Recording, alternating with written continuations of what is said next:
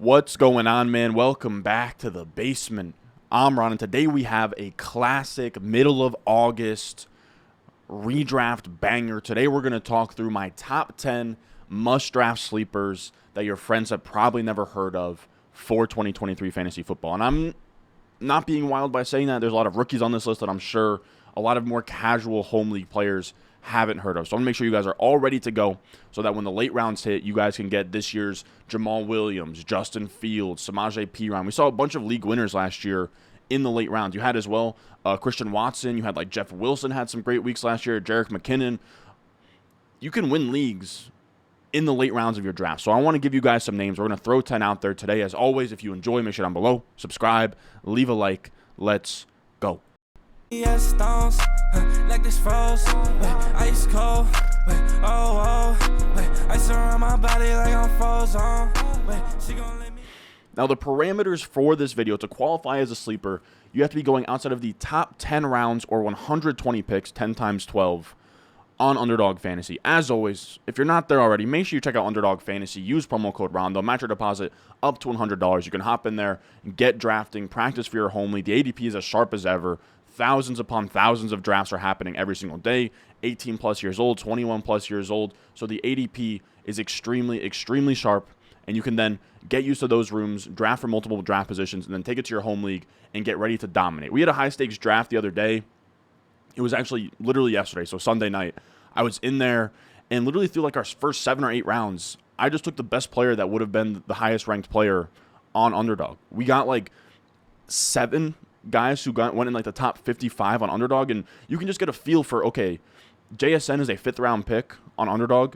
It got to the 7th round, and I was like, JSN's still there. We're going to take him. So you just kind of get a feel for, players shouldn't be available in this range in your home league, and you can kind of adapt to that. Now, I will say, for the new people, again, if you're new, promo code RON gets you deposit match up to $100. There is a puppy out right now. That is the single best way to get involved on Underdog if you are new. It is just $5 to enter with like hundreds of thousands of dollars in prizes. It is the perfect tournament for the beginner fantasy football Underdog guy. The puppies don't last a while. It's probably going to be out less than a week. I'm telling you, if you want to get in on the puppy, which is rare, they only drop them a few times a year, make sure you check out UnderdogFantasy.com. I'll have a link in the description in the comment section down below. Now, our first player is Damien Harris. Damien Harris. Now, we've been talking a lot about this guy. He goes in roughly the 11th round here, and he keeps slipping. And the reason that Damien Harris keeps slipping is because he's a little bit banged up right now, and Latavius Murray has gotten some pretty good reviews from camp. This is Sam Sherman on Twitter. He said, sounds like Damien Harris suffered a minor lower body injury in practice yesterday. Given the RB2 competition is still up in the air between Harris and Murray, any missed time would be a bad sign for Harris. He said the report from Athletic was Harris attempted to do some stretches as he was getting checked on by the athletic training staff and seemed to motion to his right knee a handful of times. Harris did not take another rep the remainder of the day, which allowed Murray to operate as the team's second running back behind him. I guess they were talking about some sort of undrafted free agent afterwards, but it's definitely not a good sign, right? He's hurt. He's now potentially RB3 on the depth chart. Pretty much the battle at camp has been Latavius Murray versus Damien Harris for the short yardage stuff. And here's my take on it. It's not a good sign, but I'll buy the discount. This was a guy that I was taking in the 9th round in like June. So 11th round prices now. He's even falling to the 12th sometimes. I'll scoop him up there all day long. I just struggle to believe that a 33-year-old Latavius Murray would be the preferred back. Now, maybe early on because Damien Harris has some injury issues. Maybe they want to rely on the, true veteran at 33 years old. But if you draft Damien Harris right in the 11th round, you don't need him to start in week 1. You just hope over the course of a season he emerges as the between-the-20s grinder and like goal line back for the Bills. And that's still very much in play in my eyes. Now, of course, the concern with the Bills is Josh Allen has been their goal line back the last few years, but this is a team that's going to be in the red zone a ton. They were top 8 in red zone trips last year, and there's going to be plenty of opportunities for easy scores. And there's going to be, I truly think one of these years the Bills are going to figure out that the reason that they keep on blowing up down the stretch after starting out strong is because they're overusing Josh Allen, right? Last year he had the UCL injury. They're going to eventually figure out that in a random Week 6 game against the Cardinals where it's a blowout, they're not going to ram Josh Allen between the tackles on 3rd and goal. They're going to start giving that to Damien Harris, who Damien Harris is the best pure running back that they've had, best pure rusher that they've had at running back since Josh Allen was drafted by the team, right? We had a lot of games over the last 2 years where teams would just sit back and too high, dare them to run the ball. They couldn't. It would kind of trip them up sometimes. Now, Damien Harris is the perfect sort of counter for that, and that's why I love his fit here. We just saw him in 2021, not even, 2 years ago, have over 1,000 rushing yards and over 15 touchdowns on a Patriots offense with rookie Mac Jones. I think Damien Harris has upside to be this year's Jamal Williams, and that's really exciting, right? This is a team that is going to score a ton. There's going to be a lot of efficiency, a lot of yards here, and even if he's not the between the tackles guy, grinder in week 1, I truly do think over the course of the season that he can carve out that role and be meaningful down the stretch of a fantasy season. And the reason I think this is because I think he's a talented player in terms of like pure rushing. Jacob Sanderson, somebody we have on the channel all the time, and someone that I think understands running back efficiency more than almost anybody out there. So Damien Harris ranked in the top quartile in rushes over expected percentage all 3 years he qualified. Rushes over expected percentages is pretty much success rate. So on a given play, he's expected how many yards, how many times is he going over that? And all the time, he is going above expected. Now, he's not going to rip off like a 55-yard run on what should have been like a 5-yard run. But what should have been a 5-yard run, a lot of times he'll pick up like 7, 8, 9. He's just consistently getting more than what's blocked, which is good. He's a very consistent, steady Eddie runner. And that's important for a team like the Bills who need that between the tackles. Now, he's also produced between 0.4 and 0.67 rush yards over expectation each of those years. 2 out of 3 years, he was in the top quartile. And then 2 out of 3 years, he's ranked top 10 in PFF rush grade. This is his last 3 years in the NFL. So he's good. He gets what's blocked. Of course, he's not like the greatest running back of all time, but he is a good running back. In my eyes, the best pure rusher that Josh Allen has had between the tackles. So that's exciting. Again, I think he has a path to like 1,000 rushing yards, 10 touchdowns. Could be this year's Jamal Williams. I'm buying the dip on this like little knee injury / like Latavius Murray getting some buzz. Now, I will say, if you're playing in a deep league, like an underdog 18-round league, you can throw a 18th-round flyer on Latavius Murray. I think it's just I'll just bet against, as I think James Cook is interesting, but I'll bet against James Cook being the preferred between the tackles and goal line back. He's really undersized for all that. I'm open to the idea of him being like almost like the Jerick McKinnon of this offense and have a really exciting role with like some Eckler-type upside, but on like the 40-yard line on like 2nd and 9, I don't know that James Cook is going to get the carry out of like 12 personnel and bang between the tackles. I think that that's going to be Damien Harris eventually. Now, the second player we're going to talk about here is Jaylen Warren. Jaylen Warren is going in the 12th round, and Warren is a guy that has a lot of juice. He reminds me a lot of kind of the Pollard versus Zeke situation we had a few years ago, where Jaylen Warren is just a lot more explosive than Najee Harris. Now, I want to preface this. I am not saying that Jaylen Warren is going to overtake Najee Harris. That's not likely at all. But what I am saying is that Jaylen Warren is going to be very annoying to Najee Harris owners out there. Where if we look here, this is a really cool chart from Tej Analytics. I believe Tej Seth, he worked at PFF. I think that maybe he's at Sumer Sports now. He's really, really sharp, really good with that data analysis stuff. And he has this chart of EPA per rush. So that's expected points added per rush, which is pretty much per rush. How are you benefiting your team over expectation in terms of like real life football? You know, on a given drive, if you rush the ball, are you doing better than you're expected in terms of, you know, pushing the ball downfield, converting a first down, all of that, and then rushing yards over expected per rush. So on a given play, you're expected how many yards? How many yards are you going over that on a per rush basis? And Jaylen Warren is in this top right quartile in a range of like Breece Hall and Nick Chubb and Tony Pollard and Aaron Jones. It's a really good cohort, you know, Austin Eckler. It's a really good cohort to be a part of where Jaylen Warren is. Najee Harris is more in the, you know, he is in the bad part. So he's bad in both EPA per rush and rushing yards over expected. This was in 2022. And you can see Najee Harris, I mean, that was a banged up Jonathan Taylor last year.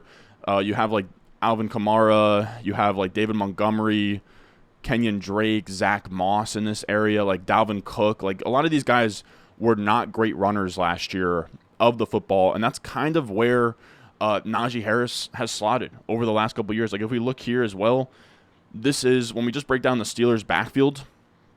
Rushing yards over expectation. Jaylen Warren absolutely murdered Najee Harris in that last year. And then EPA per rush, Jaylen Warren had 0.11 EPA per rush. Najee Harris had -10. Now, Jaylen Warren, 12th in explosive run percentage. Najee Harris was 62nd last year. Like he just has a lot more juice. You can also see as well where it's like people love to say, okay, well, Najee was hurt last year. Well, his rookie year was also bad. He was still minus expected rushing yards per attempt, and he was still minus EPA per rush in his rookie year. Like Jaylen Warren was still better. Now, of course, it's a small sample on Warren, and you give him more volume, and it likely doesn't stick over an entire sample. But, you know, as a change of pace back, he offers a lot more juice than what Najee can give you. He's also a more efficient receiving back, this Jaylen Warren guy. He was 20th in yards per route run to Najee Harris's 48th last year. He also had the 4th highest PFF receiving grade last year to Najee Harris's 26th. Now, again, I just want to make it clear that I'm not saying that Jaylen Warren is ever going to get to a spot where he is going to overtake Najee Harris. But he is a very, very capable back with a lot of juice. And Najee Harris is a guy who is a product of volume, right? He was a good fantasy pick in 2021. He was a bad fantasy pick in 2022. The difference is that in 2021, he was first in both snap share and opportunity share at like 85% of the snaps. That's an absurd number that, again, that's what it took for him to be good in fantasy football. I don't think that there's any chance he gets close to 85% of the snaps in 2023. Like, if we just look last year, down the stretch, this is Dwayne McFarland's utilization report. So this is weeks 14 through 17. So right at the tail end of the year, you can see Najee Harris, it was more of a 65-35 split, right? 56% of the snaps in week 14. It kind of hovered around 65%. Like, this was a pretty true 65-35% split, right? That's the snaps column. Now, I also highlighted the long down and distance and 2-minute drill stuff because this is what's important to me. Jaylen Warren, right? Najee Harris, a big part of his upside is that he catches a lot of passes, right? He had a lot of targets in his first year. It went down last year and it went down because of Jaylen Warren. Jaylen Warren was at 80% or more of the long down and distance snaps. So on third downs, they preferred Jaylen Warren last year down the stretch. The only thing that Najee had a leg up on was 2-minute drill snaps, and even then they kind of split it, where Jaylen Warren had 100% of the 2-minute drill snaps in week 14, and then Najee Harris was the preferred guy in week 16 and 17. So that's now two fronts. Jaylen Warren's going to get some touches between the tackles, right, as a change of pace back. He's going to be the long down and distance third down guy. And then there's a chance that he earns the 2-minute drill stuff as well. So we can go from, again, Najee Harris hit at like an 85% snap share. Now we're probably expecting more of a 65-35, which means that Najee Harris has to be efficient. And then there's a chance that Jaylen Warren plays his way into like a 60-40, a 55-45, something like that. And that's interesting, right? If it's a 45-55 split, that's somebody that you can kind of start on a weekly basis as like an RB3. And if not, you still have a high PPR upside handcuff that has juice, can catch passes. And we've seen in the past where when Mike Tomlin's running back goes down, he just makes the next guy an absolute workhorse. You saw with James Conner. If you guys remember back in the day when Le'Veon Bell got suspended, they threw in like an old washed-up D'Angelo Williams, and he was like an RB1 in fantasy. We've seen this before with Mike Tomlin. You get somebody that could maybe possibly be a startable option in PPR, and if not, I think that he's probably one of the most valuable handcuffs in fantasy that can kind of be that instant James Conner type fill-in and give you RB1 numbers the minute the starter goes down. Now, our third sleeper that I like here is Marvin Mims. Marvin Mims going in the 13th round. We've talked about Marvin Mims a ton. Now, he might slip a little bit because he didn't play with the starters in the preseason, right? The preseason, you had Judy, Sutton, Callaway, Lil Jordan Humphrey. Crazy name. Lil Jordan is his name. But I'm not all that concerned. Like, we've seen rookies not like Justin Jefferson didn't start in week 1. We saw Olabisi Johnson was like the guy who got buzz and everything. The reason we like rookie wide receivers isn't because they're going to play right away. It's because during the end of the season, and we talk about this ad nauseum, they are late season hammers. We saw it with Christian Watson last year. Before that, you saw it with Amon-Ra St. Brown. Before that, we've seen it with like Deebo Samuel and A.J. Brown and Brandon Ayuk and all these guys who were monsters as rookies. They do it on the back half of the season because they're learning the offense. They're getting routes. They're trying to get onto the field. And then they put it all together and they crush down the stretch. That's the whole point. So not being with the starters in the first preseason game, I don't really care when it comes to Marvin Mims. Like, when you draft a rookie, you're betting on the talent. And if I'm going to draft Marvin Mims in like the 13th round, I'm betting that he can beat out Marquez Callaway and Lil Jordan Humphrey and essentially ball out. Now, the reason that we're betting on Marvin Mims is because there isn't a clear wide receiver 3. I think that he can ascend that depth chart very easily. And he's a good talent. He's not like a bulletproof, prospect profile or anything, but he is a good prospect. He was a second-round pick. I like the talent. He produced early breakout. He was a round 2 draft pick. His RS grade has him as a gold, which is pretty solid for a second-round draft pick. And he gets these comps of like Deshaun Jackson, Brandon Cooks, like these small field stretchers that are pretty exciting, right? Like, he's athletic. He has like 4.3 burners. He's like, 70 inches? He's like 5'10", 183 pounds. He's one of these, kind of like Tyler Lockett, John Brown, T.Y. Hilton, Brandon Cooks, Deshaun Jackson, that are kind of the perfect fit for Russell Wilson as well, which is sort of exciting for me, where he had Tyler Lockett for all those years, where he was that undersized downfield possession guy. And Marvin Mims is a very, very similar wide receiver to a guy like Tyler Lockett. So I'm really excited to kind of see how he fits into this offense. He has probably the most speed among all of their wide receivers out there. You get this bounce-back Denver offense where you go from Nathaniel Hackett having one of the worst coaching jobs ever to Sean Payton, who's a pretty good schemer. So if we see a bounce back here, Marvin Mims could be one of the main beneficiaries and be a nice hammer down the stretch. Now, our fourth sleeper here is Sam Laporta. Now, we're going to sort of just get into rookies here, but this is a 13th rounder on Underdog. He's probably going to go undrafted in your redraft league, but if you really sleep on tight end, I don't hate the idea of going like Dalton Schultz or like a high floor option like Tyler Higbee or Dalton Schultz, and then on the back end, you swing for upside with the Sam Laporta. But generally speaking, rookies have high upside. Now, rookie tight ends are tough bets to make. People don't really like making these bets, but Sam Laporta, I think, is really worth it. Again, he's going to be free in your home leagues. And he's an athletic freak. He's one of these undersized guys at 6'3", 245, which is good, right? That means he's going to run routes and catch passes.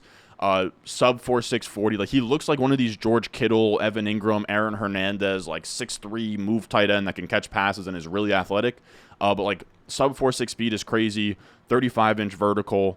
Really good agility scores as well. Just an overall athletic freak. But then the thing that he matches that with is really good production as well, where if we look at the top, I believe these are like the wide. These are the tight ends that went in the first, second, and third rounds, and it has their receiving yard market share per game, right? So in each given year, how much of the percentage of receiving yards in an offense are these tight ends making up for, right? It's just a way of sort of factoring out like pretty much Iowa. Like if you just did raw receiving yards, Iowa's offense is so bad it wouldn't do Laporta justice, but we look at the percentages just to see, how much of a market share of a receiving game are you making up for?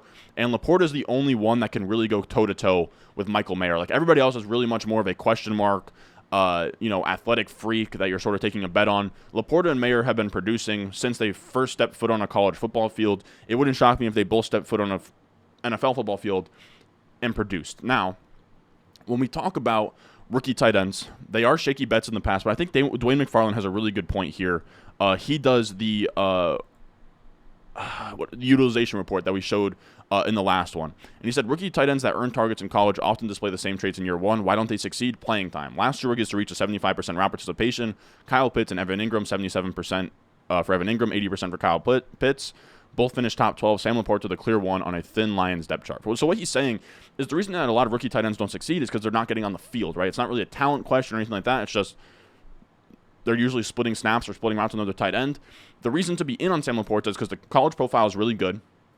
And then it's also that he's probably going to be the starting tight end, and he's going to get the requisite amount of routes and snaps that you need for a rookie tight end to be relevant. Where it says this was the after the preseason game, but it says it's PFF's like breakdown of what happens after every preseason game. They said Sam Laporta is already the Lions starting tight end. Laporta played the clear majority of snaps with the starters over the team's other top players. While starters at several positions got the night off, there were no notable tight ends who didn't play. Laporta played during the first 3 drives, taking 100% of the snaps in 11 personnel and 100% of the snaps in 12 personnel with Brock Wright. He then took 100% of the snaps in 21 personnel. Both tight ends were replaced after the 3rd drive by James Mitchell and Daniel Helm. This is the best case scenario for Sam Laporta. He's already ahead of everyone else, and the time the Lions plan to take him off the field is during likely run situations. Typically, we shouldn't read too much into rookies playing further down the depth chart, but when a rookie is starting in the first week of the preseason ahead of all the veterans, they're very, very likely to have a role during the regular season. So that's really exciting. It seems like he's going to be the starting tight end. It seems like he should be in that, Kyle Pitts, Evan Ingram, 77% plus route participation area, which is really exciting. And then on top of that, we talk about this all the time, but Andrew Cooper, one of the best tight end guys out there in my eyes. I think that his Twitter name is Coop A Fiasco, like Lupe Fiasco, if you will. And he always brings up this point, but I want to hammer it home. He said, when we look at the tight ends that finish top 5 without being a top 2 target on the team, he always emphasizes you want to be a top 2 target on your team. He said Evan Ingram managed to pull it off last year, thriving games where Zay Jones got vaporized by corners and disappearing in others. Then you have our best good friend, Robert Tonyan, and before that is Martellus Bennett. So you have 3, since 2014, of all of those top 5 tight end seasons, only 3 of them have not been a top 2 target earner on their team, right? So if you have, 5, 14, I don't know how many years that is, but again, only 3 instances of a tight end in the top 5 since 2014 is a really, really low hit rate on guys who weren't top 2 targets on their team. So you want a tight end that has a path to being a top 2 target, and Laporta has that to me, where after Amon-Ra St. Brown, Laporta, in terms of, fighting for second most targets, you're talking about like Denzel Mims, Josh Reynolds, I think Marvin Jones. You're talking about Jahmyr Gibbs. So I love Jahmyr Gibbs. We're talking about a rookie running back who might not even be like the starter on day one. On top of that, you have Jamison Williams, he's going to be suspended for the first 6 games. So, like, the competition really isn't there. Like, it wouldn't shock me if, before Jamison Williams came in, Laporta had the second most targets on the Lions. It wouldn't shock me at all. So, he has an upside to be an every week starter in fantasy football. I think that he's going to be the starting tight end in week 1. I think he's going to run enough routes to be startable. I think that he is going to be squarely in the mix to be top 2 in targets, at least early on in the season. Now, our 5th player here is Jon Mingo. He is going in the 13th round. Another rookie. This time, he's the ultimate upside swing, right? This is the same bet as pretty much Marvin Mims, but we're taking on Jonathan Mingo, who has minimal competition, right? He's next to, like, Adam Thielen and DJ Chark, Terrace Marshall, Hayden Hurst. Like, these aren't really crazy guys we should be afraid of. And then you also have Bryce Young, who could have a solid rookie year. This is going to be a bad Panthers team. Maybe they have to pass the ball a ton. And if Bryce Young can be good, you know, sort of like, I mean, these guys were both first overall picks, but, like, even Joe Burrow and even, like, Baker Mayfield, first overall pick for the Browns' bad team, he was actually really good his rookie year. So it wouldn't shock me if Bryce Young was a lot better than we'd expect. He came in as his only weakness, really, Bryce Young, is his size. If he overcomes the size thing, then he might ball out in year 1 from a statistical perspective, not from, like, a wins-loss or, like, taking the Panthers to the playoffs, but he could support a fantasy offense, which is really good. And again, we want those wide receivers that can be hammers down the stretch, and I think Mingo profiles as that. Now, I will say I didn't love him in Dynasty. My model doesn't love him, but there's a big difference between, like, an early second-round rookie draft pick and a 13th-round redraft pick. Like, he's pretty much free in redraft, and I'll take that swing every single time on a guy like Mingo. Like, we're talking about a guy, 9.87 RAS. What's he, like, 6 foot, 220 pounds, runs a 4.46, more athletic than A.J. Brown. Like, he looks like an A.J. Brown, Debo-type guy, which is really exciting. Now, of course, he could be bad. Like, he could be really bad. That's kind of the downside of a profile like this. But it's a pretty wild ceiling, and we're talking about the 13th round. That's all I really care about. Again, 4.4 speed. He jumps out of the gym. The vertical is 39.5-inch vertical at that size is ridiculous. He took handoffs in college. And now this new Frank Reich regime that just got hired by Carolina handpicked him and drafted him top 40 in the NFL draft. So he's a pretty wild ceiling. I will say, even though my model doesn't like him, his comps actually came out really nicely, where it's Deebo Samuel, Michael Pittman, Cortland Sutton, and Chase Claypool. And, of course, a downside is a guy like Greg Little. So there's not really any floor, but again, in 13th round, all I really care about is that upside. And you have plenty of kind of upside cases here where Claypool was a monster in year 1, so was Deebo, and then Pittman and Sutton really came alive in year 2. Now, we have our 6th and 7th player, double whammy here, that's going in the 14th round. The Chicago Bears running backs. We have Roschon Johnson and Deonta Foreman.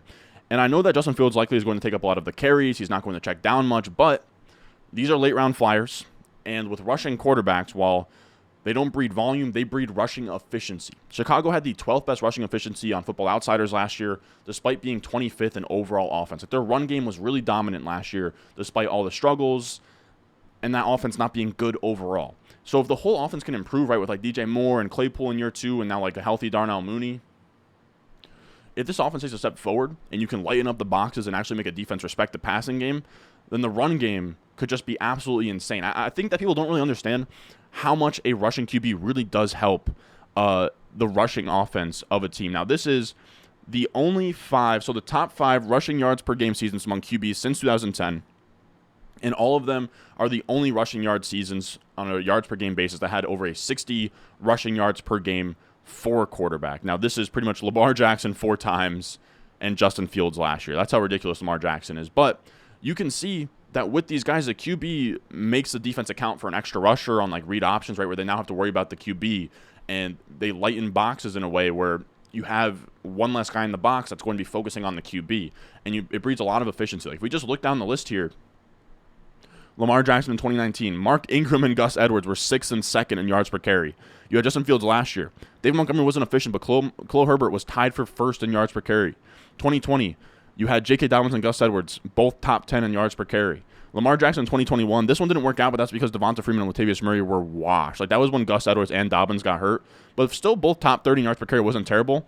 And then in 2022, last year, Kenyon Drake was 27th in yards per carry, but J.K. Dobbins and Gus Edwards were both top 10 again. Like, these rushing QBs very often breed running backs that are, like, top 10 in yards per carry, and inherently you can get a lot of efficiency that way. And then if this Bears team, which I've been talking about, Justin Fields can make that Jalen Hurts-like jump where instead of getting A.J. Brown, he gets DJ Moore, and it's just on a, like, lower level. And what that could do is it could just completely overhaul this offense. They could score more touchdowns overall. The running game could be amazing. And then inherently, you'd have a Miles Sanders type of emerging running back in this room. Now, most likely that's Khalil Herbert. But I like, Roschon Johnson and D'Onta Foreman are essentially free. I think they're both great bets to kind of benefit from the Justin Fields like rushing aspect of this offense, where we look at Roschon Johnson. He was a rookie out of Texas, and he is an amazing runner. Now, just ignore me highlighting Kendre Miller down there. Roschon Johnson, he's like the 5th running back down. He is a guy who was really good rushing the football in college. He was in the 94th percentile for yards after contact per attempt, 99th percentile for missed tackles forced per attempt.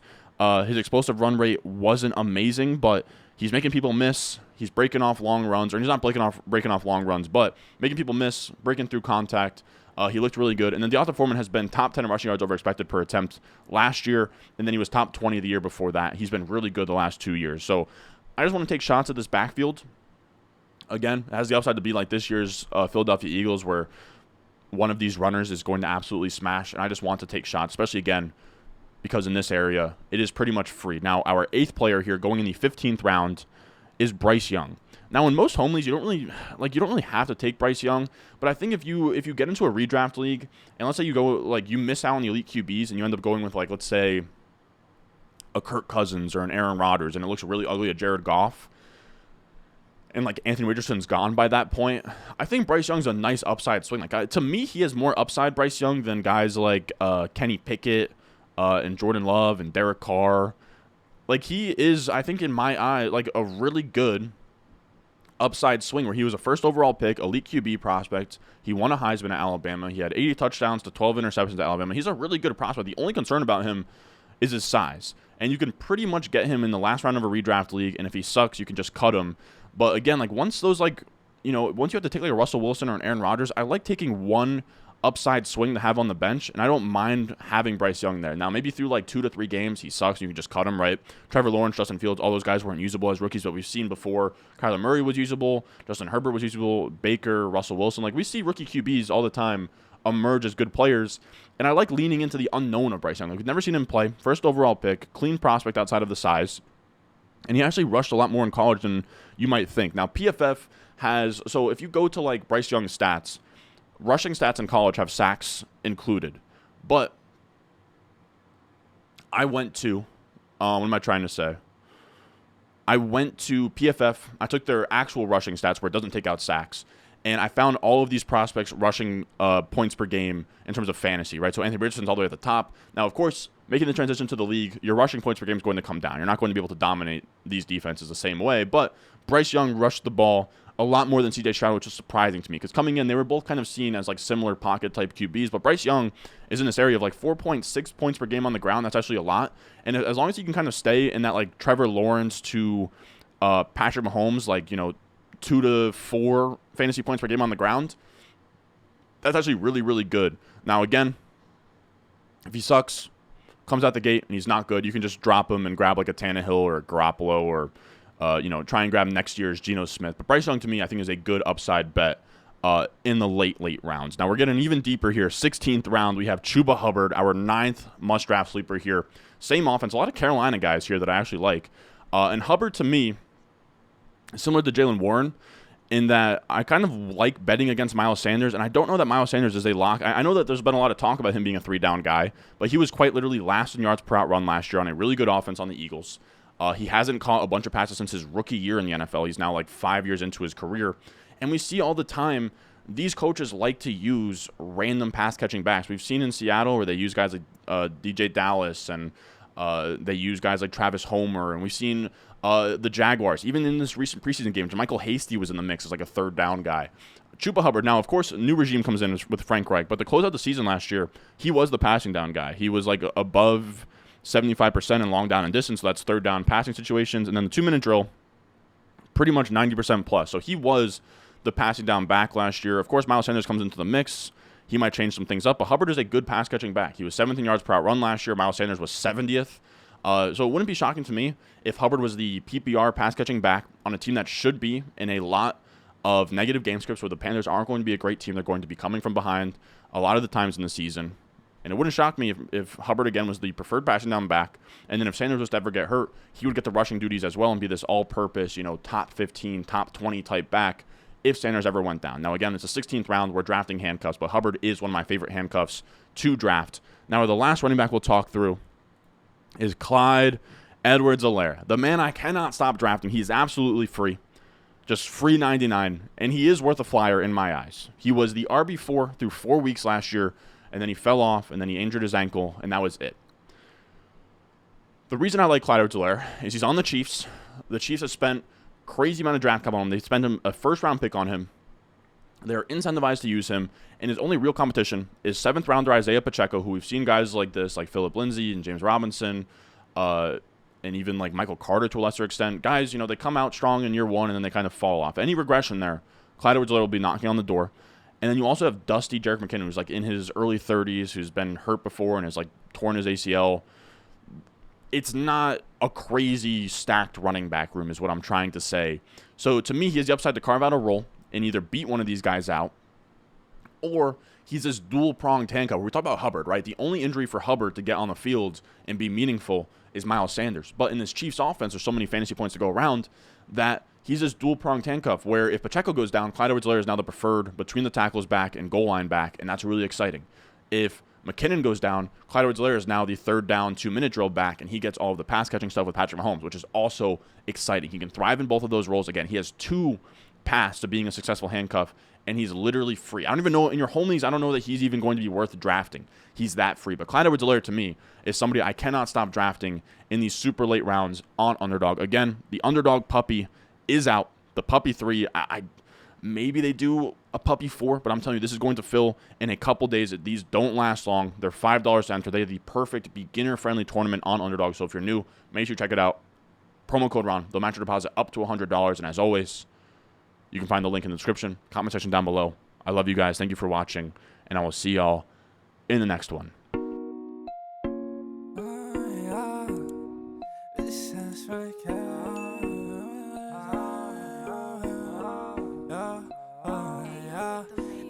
Stones, like this froze, ice cold.